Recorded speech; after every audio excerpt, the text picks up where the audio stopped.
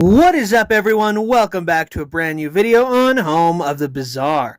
If you guys are new to the channel, do not forget to click that big red subscribe button so you guys never miss out on bizarre content. Today we're going to read about the dusty ocean and how that's even possible. So without further ado, let's dive right in. The dusty ocean. Oh yes, it is. The ocean is often very dusty. An account of a dust storm at sea was reported in June of 1928 by Captain Nemaru of the Japanese steamship Montreal Maru on arrival in Tacoma from the Orient.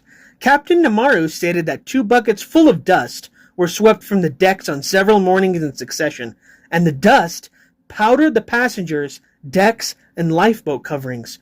Just a few months before, the captain of the steamship Justin reported a sandstorm in the North Atlantic Ocean about midway across.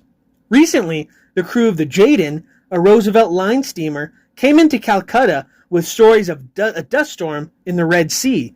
The red dust or sand hung so thick over the ship as to make navigation difficult, and the ship was forced to slow down as though in a dense fog. The whole sky was obscured by a reddish haze of sand from the desert. Darwin writes of the Beagle's experience off Porto Praia, Brazil. He collected several packets of the dust and had them analyzed by Professor Ehrenberg, who found that the dust contained no less than 67 different organic forms. This infusoria, with the exception of 2 marine species, were all the inhabitants of fresh water.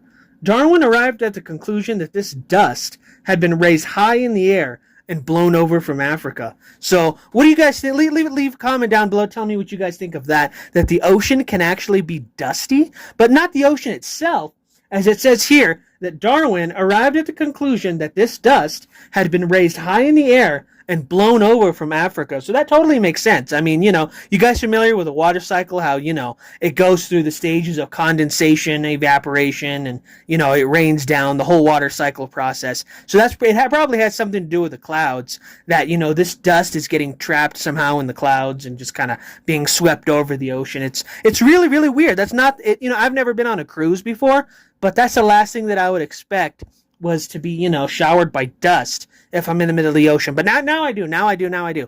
Anyway, thanks guys for watching. Leave a comment down below. Tell me what you guys think. Do you guys have any experiences on the ocean and getting, showered and powdered by dust? Leave a comment down below, and I will see you guys in the next video. Thank you so much for watching.